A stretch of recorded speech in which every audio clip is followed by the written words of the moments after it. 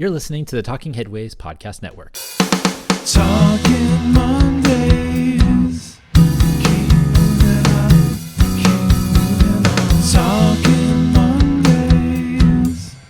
Keep moving on. Keep moving on.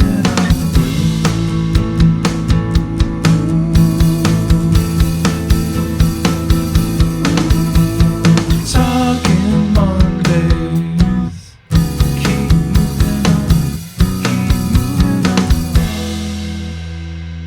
Happy Monday. This is Mondays at the Overhead Wire, sponsored by our super generous Patreon supporters. I'm Jeff Wood, your host, and joined by...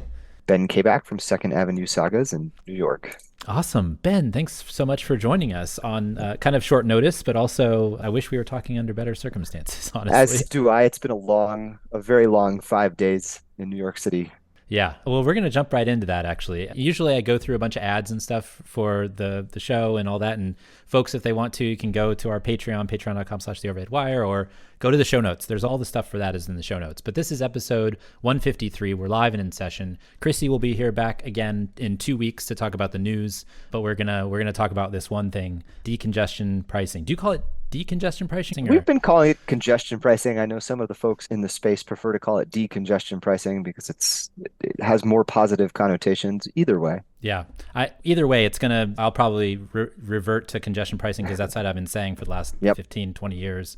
But I try to type it as decongestion pricing, but I can't keep my tongue from doing that from time to time. So let's get into it. Congestion pricing is on the ropes. So let's talk about it, background of it to start. So what is congestion pricing? What were you all going to do in New York City, in Manhattan? For many decades, and more recently for about the past 15 or 17 years, congestion pricing has been around the edges of the conversation in the transportation world. I think there's a recognition that because Manhattan's an island, there are only so many cars that can fit into and out of it every day. Thankfully, we haven't built a new river crossing in nearly a century. So we're constrained by the road capacity, we're constrained by geography, and yet more cars keep ending up in Manhattan. People bought cars during the pandemic, there's been natural growth, the exurb spreads, you have people driving in from Pennsylvania every day, you have more and more volume. And at the same time, about 7 years ago, the MTA, which operates New York City subways and buses, went through what we all call a summer of hell, where things were just breaking down constantly. We knew that the system, which had seen a lot of investment since the 1990s, was better than it had been, but it was at this tipping point where it needed a steady stream of income to be able to grow and expand, meet the demands of the area, grow with the area, and become really a world-class 21st century system, which it is in some ways right now, but it isn't in many other ways. And so in 2017, this all came to a head. And over the next 18 months or so, leading up to April of 2019, then Governor Andrew Cuomo eventually came around to the idea of congestion pricing. And for New York City, this plan was that for any vehicle that enters Manhattan south of 60th, there will be some charge associated with it. It's variable based on the time of day and the day of the week. It's variable based on the size of the vehicle. But the idea here was that it would reduce traffic in Manhattan and in the surrounding areas by a certain percentage, though that was never the overarching goal. And it was going to generate $1 billion a year in revenue for the MTA, which the MTA could then rely on in perpetuity to bond out its capital plan. This would allow it to have a steady stream of income off of the backs of people who enjoy the benefits of the transit system, but weren't necessarily using it, and creating a number of negative externalities where you have traffic, you have pollution. Some estimates say that the New York City region loses $2.5 billion per year to the costs of congestion. So the idea was to speed up the roads and fund transit. There had been a bunch of political maneuvering around the environmental assessment during the end of the Trump years leading up into the Biden administration. Trump slow walked it or stopped federal approval of it. Under Biden, that picked up again. And the MTA was on track to begin implementation on June 30th. So in 20 days from now, we should have been enjoying the benefits of the first in the nation congestion pricing program. There have been a number of lawsuits that have arisen, some from New Jersey, some from New York City residents, some from suburban towns. All of them, to varying degrees or other, I think most people thought did not really have much of a chance to succeed on the merits, though you never know what judge you might draw. You never know who might stop it, at least temporarily. And the story goes now that as the date was growing closer, the governor was getting more nervous that outside forces weren't going to stop it. And while she had been a proponent of it for the first few years in office, she had gotten cold feet lately. It doesn't poll particularly well in the lead up to implementation, though that's something that's happened the world over wherever it's been implemented. And so on Tuesday night, after I'd gotten home from a Yankee game and was just about to go to sleep, my group chat blew up because there had been some news stories coming out in the Times and in Politico that she was about to pull the plug on it. And it hit the fan on Wednesday when the governor announced via a YouTube video that she was no longer going to be moving forward on a temporary basis, at least with congestion pricing, and it was on pause. Stuff is happening. And there's even more that's happened since that. I want to cover a couple of things before we get to the kind of the political stuff right away. $14 to $15 billion that was going to be for bonding for capital projects. Right? And that includes things like the Metro North Penn Station access, Second Avenue subway. There's an ADA settlement agreement that was happening, those types of things. The fee, tax, whatever you want to call it, was going to impact only 1.5% to 2% of the commuters that were entering the cordon. So I just want to lay that number out there because I feel like that specifically never gets addressed in any reporting or anything along those lines. I saw in my feed reader yesterday when I was searching stories, usually I have congestion pricing as a tag in my Google News and stuff like that. And usually it returns like 8 or 10 results. Yesterday it was like 386. Yes. So it blew up. But a lot of the pieces, even pro pricing pieces, didn't have this number. And I think that's a really important part of it is like the minimal amount of people that was actually going to impact. To start with. Yes, and one of the reasons why this works so well in New York City, and not to say that it wouldn't also work well in Chicago or Boston or San Francisco, other cities that have a fairly high mode share of transit users, is that most people, the overwhelming majority of people who are commuting into Manhattan south of 60th Street, even based on changing traffic patterns that have grown out of the pandemic, are still coming in through subways and buses, or the commuter rails, or the ferries. They are simply not driving personal autos. And while the number of people driving is at about where it was prior to COVID, some days it's a little higher. And while transit usage is still only about 70 to 75 to 80%, depending on the day of the week, you're still talking about millions more people per day coming into this area on transit. And the number of people who are daily drivers into that part of Manhattan are such a small number of every part of New York City. So it from a policy perspective and from a sort of story perspective, transit riders are getting a little bit lost here. Their numbers are just so overwhelming that they become an amorphous blob. And then individual drivers seem to be the main character of this story. Somehow they're the protagonists. They're the ones who are paying a cost.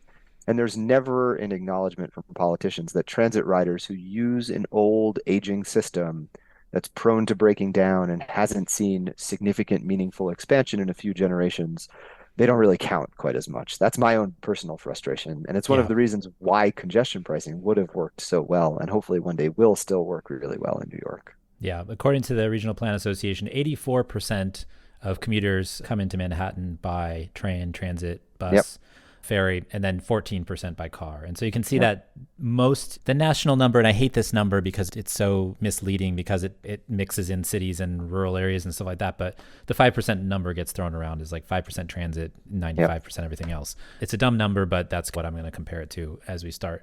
So let's get to politics because this is really important too. So that Politico article you mentioned that was coming on to your group chat basically fingered Hakeem Jeffries, the House Minority Leader, and Chuck Schumer, the Senate Majority Leader, as people who are pushing the governor to take this away because of voters who maybe drove into the city every once in a while and didn't want to pay this fee. Yeah, so there's some conflicting reporting that's come out over the last 5 days, and I think some of the politicians have really backpedaled from it. But as the initial story goes, at least Hakeem Jeffries and some of the state Democratic Party leaders felt that the congestion pricing polling numbers were going to have a negative impact on the 2024 congressional election.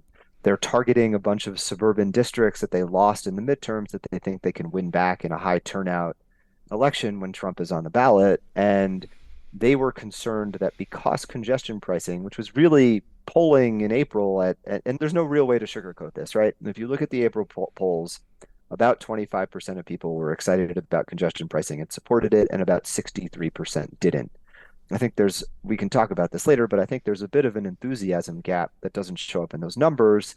And I think there's a presumption on the part of Washington officials that congestion pricing itself was actually going to drive people to vote for Democrats or Republicans in federal election. And that is probably a bit of a flawed presumption in 2024.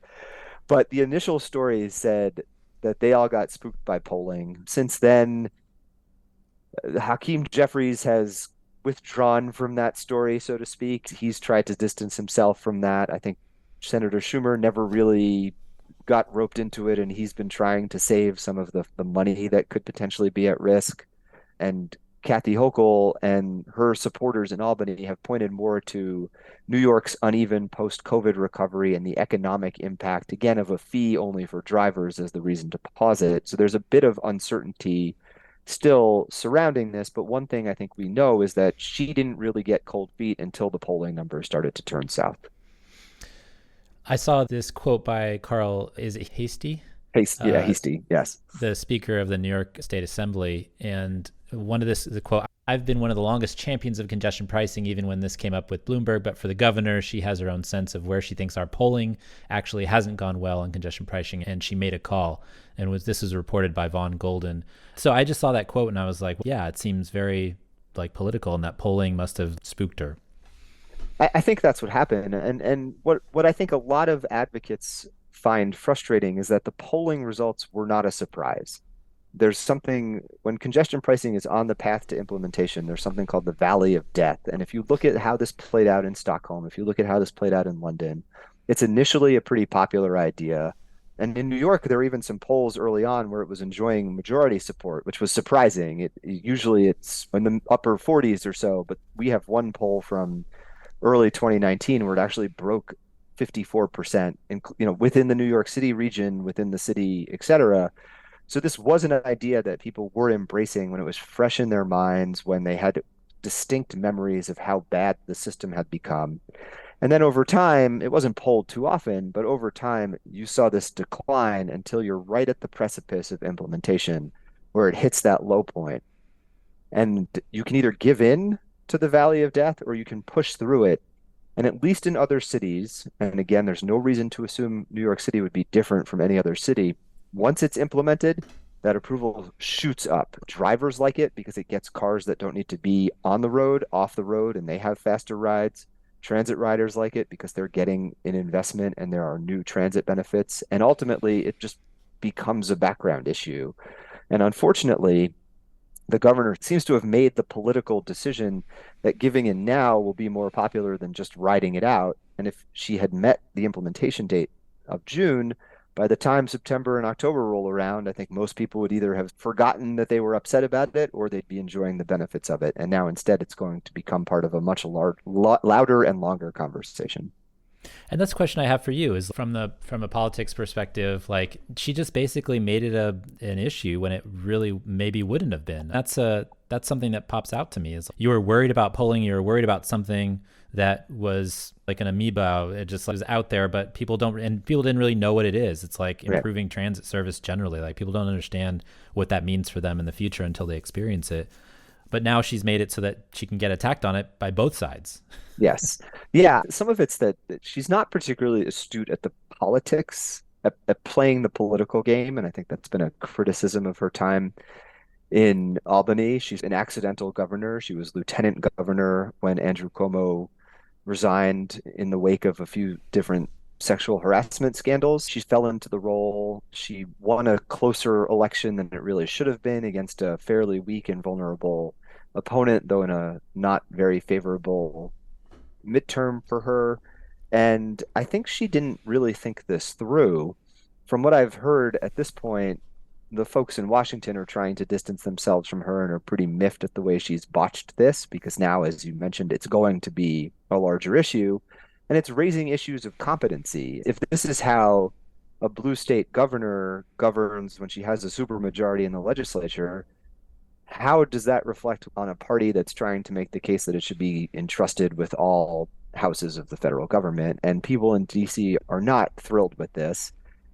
And I think the suburban legislators in New York and the suburban politicians running for election see this as a weakness. They see that she's pandering to voters. They think she's going to go through with this one day anyway. And if not, she still has to come up with a lot of funds for the MTA.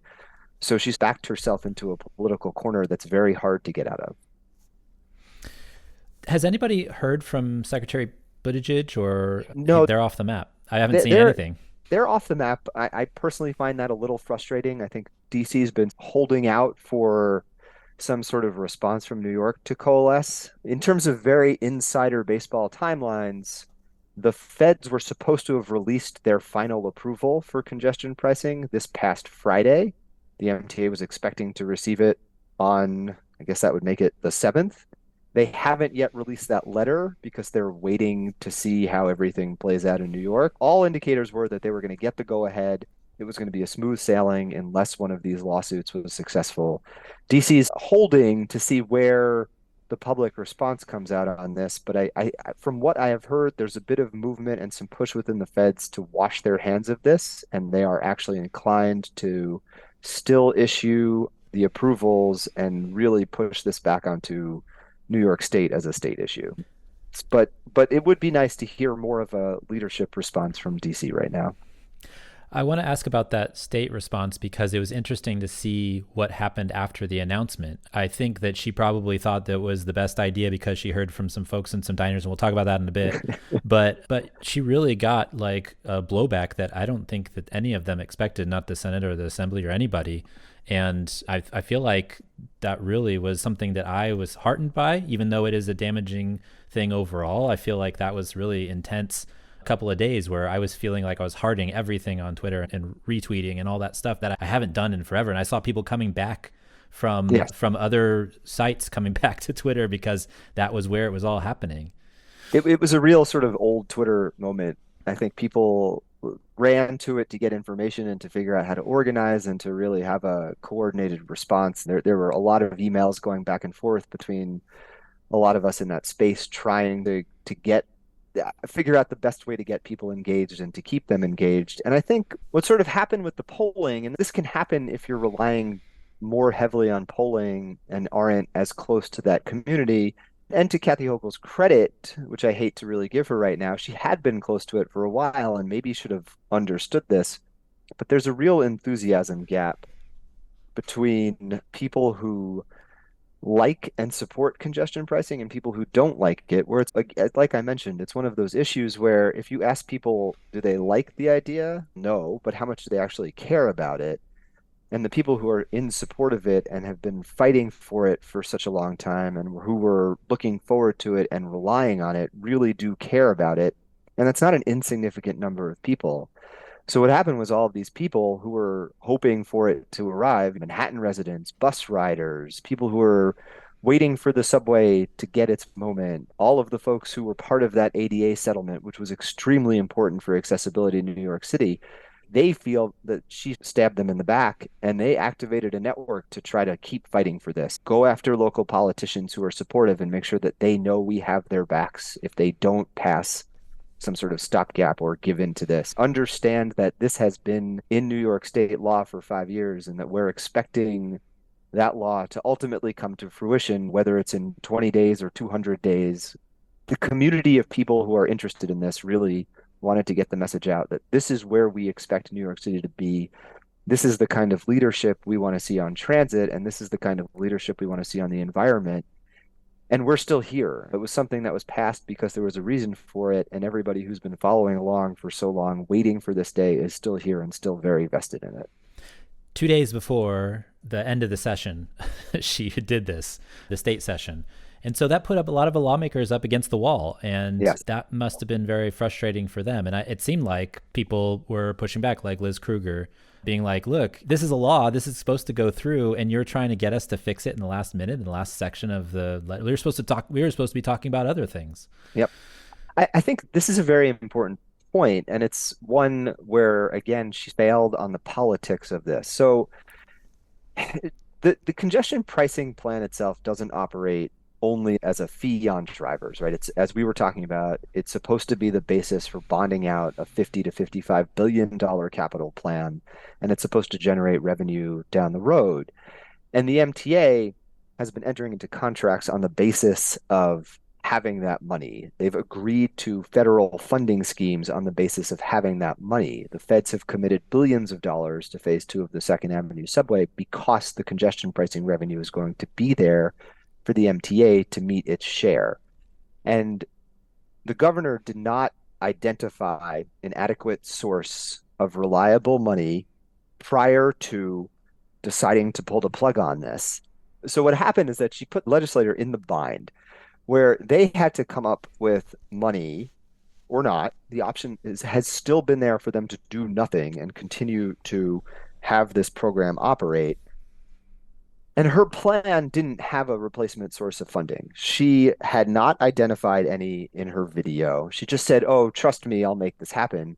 But she's not a political operator in the same way that her predecessor was, and she didn't really have the fallback in place. So her first idea was a short-term payroll mobility tax only on New York City businesses that were generating, I think her threshold was $1.75 million in payroll a year. And for her to come around, for her to start it out by saying this is an economic hardship on drivers, but hey, New York City businesses who are struggling with real estate costs when nobody's going to the office and trying to get people into the city, we're going to tax you some more. It just seems like one hand is saying one thing, the other hand is saying the other thing, and they're not actually talking to each other. That You're was not a punishing non-start, externalities right? either. Well, that's, I mean, yes, and none of these are actually getting at congestion, which she still claims she's going to fight. It never really made it to a vote. And then she had this idea of an IOU. We'll just vote on $1 billion. We don't know where it's going to come from. Trust us, it'll be there. And I think a lot of the state senators started getting a little bit of cold feet on this because they're very aware of the fact that they can't let the MTA fall. They have a responsibility to ensuring that we have adequate subway service and that these growth plans can come to fruition. But there was so much pressure put on them that enough of them held the course that this also did not end up getting even put up to a vote. In the end, there's no replacement funding.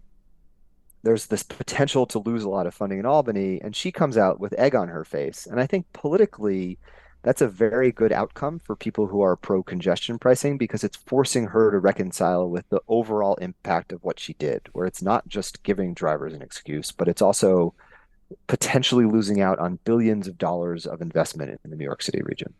The $1 billion IOU is interesting. I saw so many people on Twitter saying, "Then why is my library closed?" Or why is all these constituencies were like, "Well, you told me I didn't have money for this, or you didn't have money for this. So now you just bring in $1 billion out of nowhere." And that was really interesting to me as well. And the other thing that was really interesting from this, just watching from afar, was the whole idea of planning and what's the purpose of planning and doing 4,000 page environmental reviews and everything like that. If some executive can just be like, "Okay, well, you did that for 10 years, so now we're just going to do something else." Yeah, that's a very tough question. And I think there's been a lot of focus recently nationally on how onerous some of these environmental review laws are and the requirements to do these comprehensive studies for programs that are obviously net benefits to the environment. I know there's been a lot of talk in permitting reform. They haven't really gained too much traction yet, but it's certainly an issue that people are thinking of. And it's very frustrating to see a governor then step in and just say, "You did 5 years of studies, you're facing all these lawsuits, but I'm just going to not put my signature on a piece of paper that's required to it, and now you can't go forward with it." There are some movements afoot to see if there's are grounds for a lawsuit. I think in New York law, this would actually be a new area of litigation and jurisprudence, forcing the governor to execute a law that her predecessor signed into it's basically it's signed into law. So we'll see where that goes. But it is very frustrating to see years of planning just go up in smoke. And I know that from folks who have been working within the MTA and without on seeing this through, there's a lot of frustration and low morale these days. From a transportation perspective, it's also interesting because the program wasn't going to cost a lot of money to implement.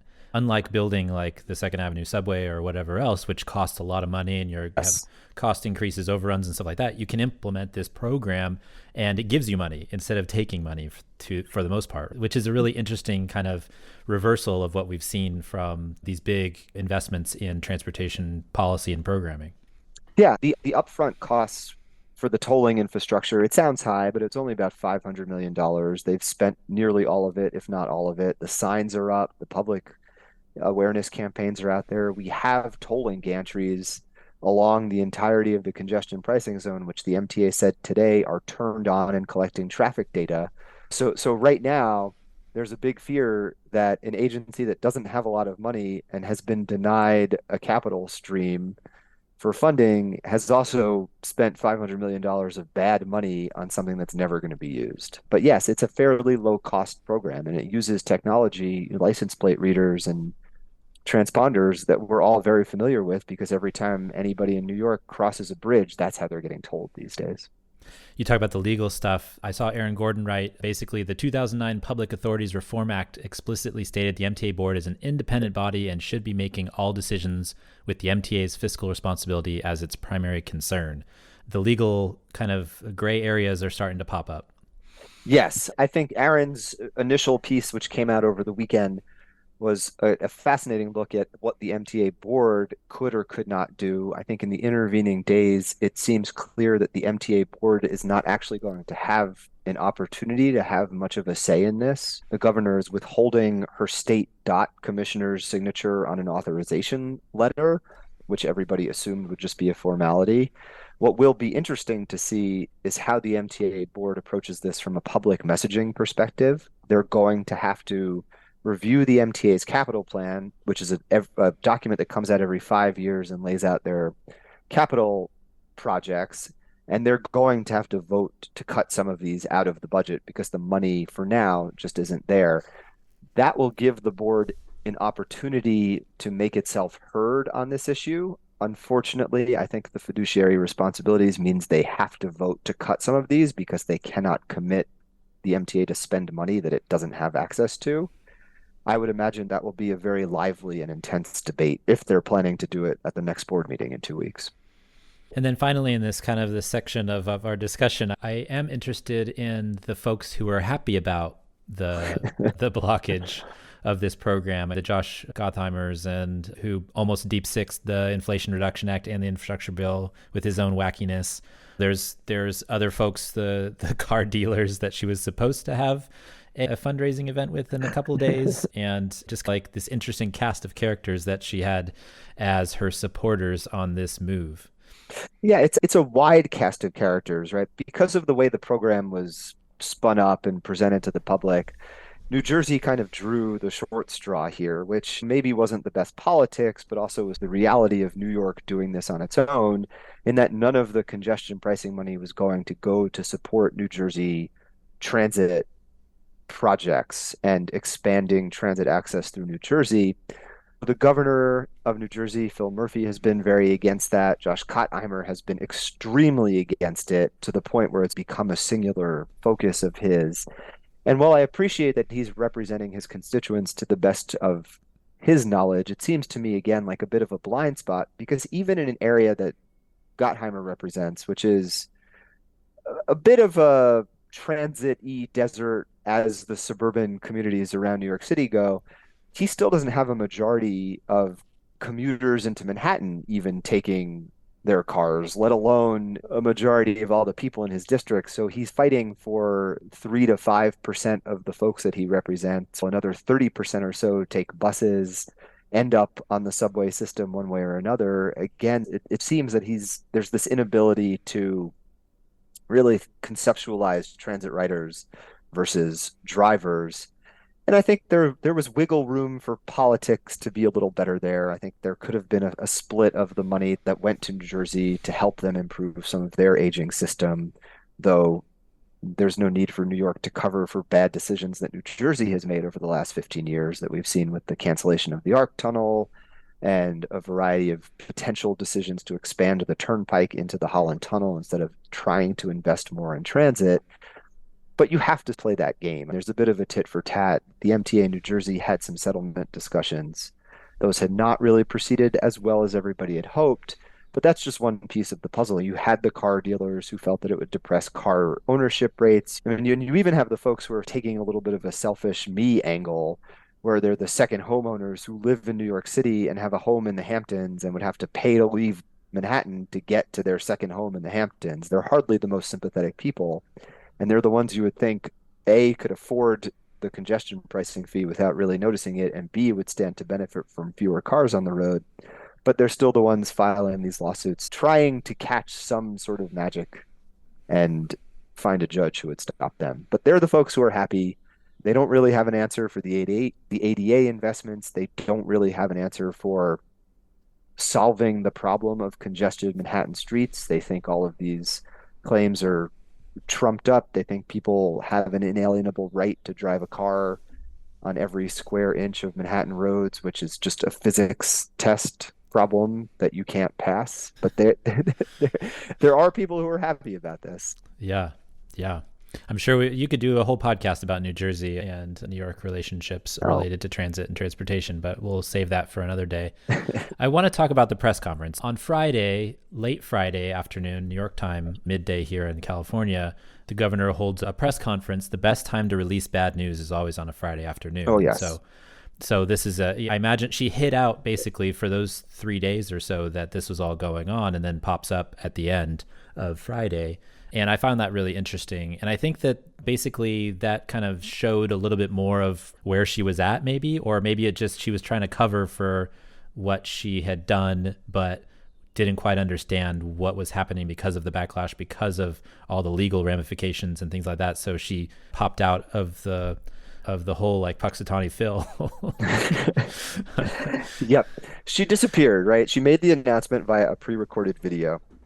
She wasn't available for questions. She had a few closed door events and let the state Senate and the state assembly take the heat on this and take the pressure while the phone lines in Albany were blowing up. She appeared at 7:15 on a summer Friday as the legislative year was ending in New York, and was pretty combative, which was in character for her. When she's run into these fights before, she's really dug in and has been very combative about it, forcing the state legislator to shoot down what she's put in front of them, which is pretty much what happened here.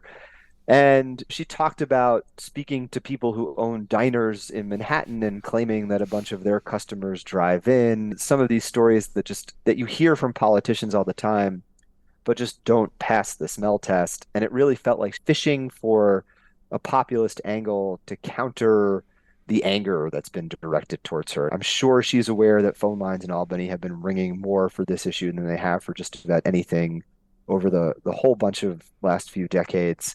But she's trying to turn this into a win for her. And in doing so, she's really showing the limits of her political acumen and the ability for her to really get the story told convincingly. And she threw some diner owners under the bus, and maybe that didn't, some of them who shouldn't have been, actually. Yeah, it's funny. One of the diners or one of the restaurants that she threw under the bus, which I'm sure she's not lying about the conversations that she had, though I'm sure at this point they're pissed that she mentioned them, is a restaurant called Pershing Square Cafe, which is quite literally in Grand Central itself. It's across 42nd Street from the entrance to Grand Central. It's a very popular spot for business breakfast, but that's because everybody coming in from the train has to get off the train there. So if you're going to your office downtown, it's right there. If you're going to your office uptown, it's right there. And the idea that this is a restaurant that people are driving to from New Jersey and that somehow congestion pricing is going to ruin them. A couple of the reporters in the city staked out the restaurant today. They spoke to 25 people there. None of them drove there. And I think you'd be doing that for weeks before you found somebody who said they intentionally drove there. Not totally fair to the people running the businesses, but also at the same time, if that's the story that she's telling, I think it's putting these folks in the crosshairs a bit. Yeah.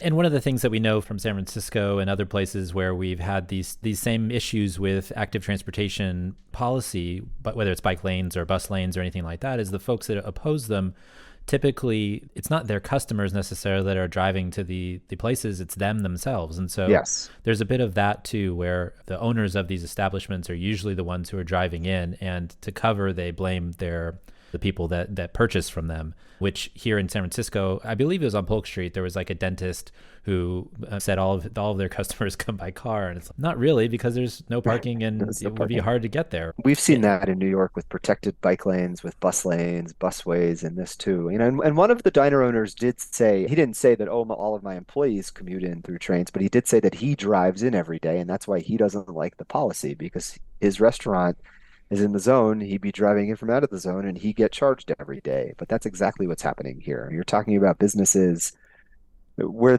the owners either don't care or think that everybody has their experiences, where something like 90% of traffic to these businesses comes through people walking, comes through people taking the subway or a bus, not from driving. And they just tend to think that everybody's driving.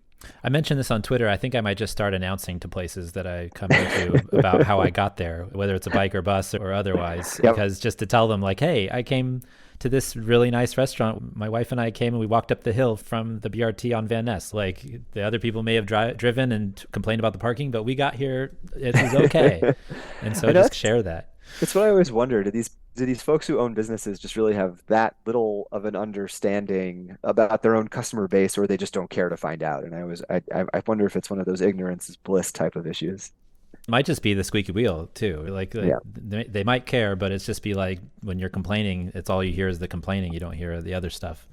Basically, so the thing happens, and so there's this question about whether pricing is dead or not. And so I guess that's the next part of this, is how does this move forward, and does it survive? Does it reincarnate on June 30th? Does it come a little bit further down the line? Is it something that is definitely going to be like a major talking point during the November election because it was made that way after this week's shenanigans? Just so much stuff going on. I think there are a couple of potential scenarios here. And I think a lot of people are, and while everybody's trying to parse Governor Hochul's words very closely, I think there's some hope that she's shifted her rhetoric a little to say it's a pause. She still supports congestion pricing. And even by saying that, she's still going on the record and voicing some hope that this program will get off the ground. And I think there are a few scenarios. One is that, sure, one of these lawsuits is successful and DOT is ordered by a court to sign the VPPP authorization letter, and then it just moves forward. That's maybe a bit of a pie in the sky scenario. And I think a lot of this hinges on if she's serious about a pause, but I think you can see this playing out in a couple of ways. The election in November passes, Biden wins, Hakeem Jeffries becomes Speaker of the House. Who knows what happens with the Senate, whether Schumer stays majority leader or ends up as minority leader. It probably doesn't matter. At that point, she can release her authorization because it's no longer a political issue and everybody got what they wanted.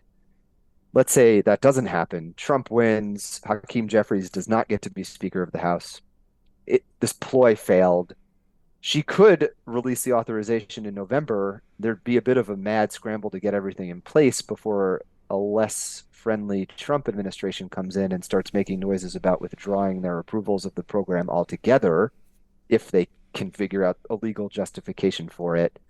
But I think those are the two optimistic scenarios where at some point later in the year, depending on what happens in November, she will release this pause if she's serious about a pause. I know there's some concern that her rhetoric has adopted anti-congestion pricing arguments, and she could be looking for ways to kill it. We just don't know.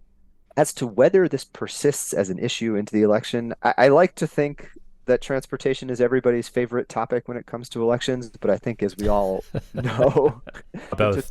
yeah, right. Leading up into 2024, there are going to be a lot more issues on the table. And I think what Jeffries, if he's involved in this, and what Hochul sort of have failed to understand, is that by the time October rolls around, no one's even going to care about congestion pricing one way or another. I think there's going to be so much focus on what the impact of the federal election is for so many other issues that are much more top of mind, that nobody's going to be out there voting on congestion pricing one way or another. And this will really have seemed like an exercise in futility that probably just ends up being some sort of costly political delay and causing a mad scramble for a few months. I was going to say, can you see people like just pulling the lever basically against the governor just because of the just shenanigans? It looks bad. Yeah. Like just like, not because of not because of congestion pricing, but just because, hey, you did all this crap I didn't like, and that was part of it. And what are you doing? Like, other side. I think it's so tough to really say what happens when Donald Trump is on the ballot, particularly in New York, where there's so much sentiment against him. But I think this doesn't help the Democrats tell a story of competent governance. And so now they have to overcome that. And that will probably be fresh on people's minds when it comes to the ballot, because you have a party that approved, you have the president whose DOT in Washington approved congestion pricing for a governor of the same party, and that governor of the same party then was the one who decided to just remove that approval or withhold the signature that needs to be done. And there's some concerns that this does not reflect well on a coordinated party response. But I'm still just not sure when somebody gets into that voting booth in November that they're going to really have that front and center with all of the other noise that's going to come out over the next 4 months or so, 5 months. Maybe they will. Maybe there'll be a handful. Maybe it's enough to sway some of these very close districts. But to me, it feels like it's a political miscalculation just because they're overstating the importance of this issue, and they missed how important it is to a lot of people. The MTA CEO had a press conference today. What was the result of that? That's something that I wasn't able to catch, but I saw that there was a lot of notes on Twitter about what he said and some hope about the pushback and whether some people earlier in the week, they were like, you should resign, Lieber, you should leave, the board should resign, this is betrayal, et cetera, et cetera. But then it slowly feels like the MTA is punching back a little bit. Yes, they are within the confines of the political structure, right? So what makes this challenging for the MTA is that while it's a public benefit corporation, it's really a state agency. The governor appoints the head of the MTA. The governor appoints the board members who do have a fiduciary duty to the MTA, but ultimately politics are at play. And it's very rare to see a state agency aggressively defend itself from the person who is in charge of the state agency. And what you saw today from Janno Lieber's press conference was that he was pointed in his comments, very clear that this was not something the MTA itself was aligned with and was not something they had signed up for. They were prepared to move forward with congestion pricing. They had worked very hard to get there. They were relying on it, and that now they have a political problem where they have to go back to the drawing board and figure out what projects to cut. And as much as he could, without really becoming too much of a political creature, Janno Lieber basically said, this is a problem that's been created for us, and we're going to have to solve it, and we're going to have to solve it publicly and in a way that's going to hurt, which is not something that the MTA has really ever done over the course of its time as an entity. Since 1968, it's always been very much a creature of the state, very much answerable to the governors who are in charge of it. And this was a new tone. And I think what happened is that the MTA was emboldened by the outpouring of public support. And essentially, they put out a very aggressive comment late on Friday after the governor's press conference, pushing this back on her, saying we're going to have to cut system modernization. We're going to have to cut ADA upgrades. This is not really something we want to do, but we have hard choices that we have to make. And I think what you're seeing is an agency that's daring her to fire people if she feels that they are out of line, which would cause even more political blowback, or one that's going to try to bat for itself to the extent that it can within the political structures in New York. Around the country, this is important too. And I think a lot of folks could say, oh, this is just a Manhattan issue, or this is just a New York region issue, a New Jersey, Connecticut issue, the greater New York region as a whole, the megalopolis even, going down the East Coast. But this is actually something that I think is going to impact other places as well, like a Seattle or a San Francisco or Los Angeles, who've been talking about congestion pricing as well. And everybody was waiting. You can see Stockholm did it. You can see that London did it. But we are very averse to looking at international examples here in the United States. And so if New York could have done it and gotten something out of it, then maybe other places could have followed suit. And I feel like there's a lot of kind of hand wringing about the setback that this creates for the climate movement, for transportation movement around the country. And I think that's another angle that maybe blows this up outside of the New York region. Yeah, I think that's why so many people outside of the New York region were paying close attention to it, because there are a lot of very engaged transit activists in a lot of these cities that were really hoping New York could be a model for some sort of plan to tame traffic and invest more in transit than a lot of cities have over their history. I think people have seen, as particularly as car usage has exploded post-pandemic, and folks are seeing harder to get people out of cars once they get in them than it used to be. They were really looking to New York to be a leader in this space. And sure, you can look at London and you can look at Stockholm, but people really seem to feel in America that we have to do something ourselves for it to really to know that it's going to work here. And this is a bit of a setback. It also invites a city with stronger leadership to take charge on this now, though it's hard to say that there's one waiting in the wings willing to do this. Yeah, I don't necessarily see that, especially since it's hard for them to get some of the active transportation things going that they've been trying to get going, whether that's bike lanes, bus lanes, et cetera. And this seems like a harder lift, especially with all those excuses of post-pandemic office losses because of work from home and things like that, especially here in San Francisco. It's a political push, and you could make it if you really wanted to, but there's a lot of folks who believe that would be death knell to any mayoral candidate campaign that might be going on here in San Francisco or anything along those lines. So people don't want to touch it with the 10-foot pole, even though maybe they should.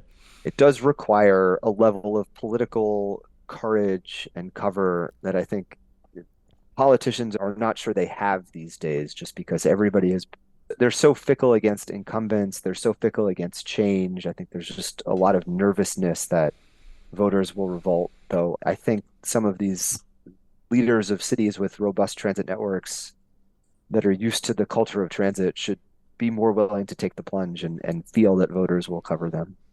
Like I said earlier, one of the heartening things was just this huge groundswell of support for this action to move congestion pricing forward. There's a lot of people calling every day to their local representatives, to senators. I'm curious, like, what, if you're outside of New York, what can you do to support this? I know this might sound silly, but I called Nancy Pelosi and I said, hey, I know this is a New York issue, but I really do support congestion pricing. I think it's important for the rest of the country to see an example of this climate leadership. And I think that's something that people can do, is even if it's just calling their local representative, that might be helpful too. But is there something should people be calling Hakeem Jeffries? Should people be calling Chuck Schumer and giving their support? Like, who should we be calling and emailing? I always say everybody should call everybody they possibly can. I think it's members of Congress in particular like to hear from their own constituents in their own zip codes in whatever neighborhood they represent.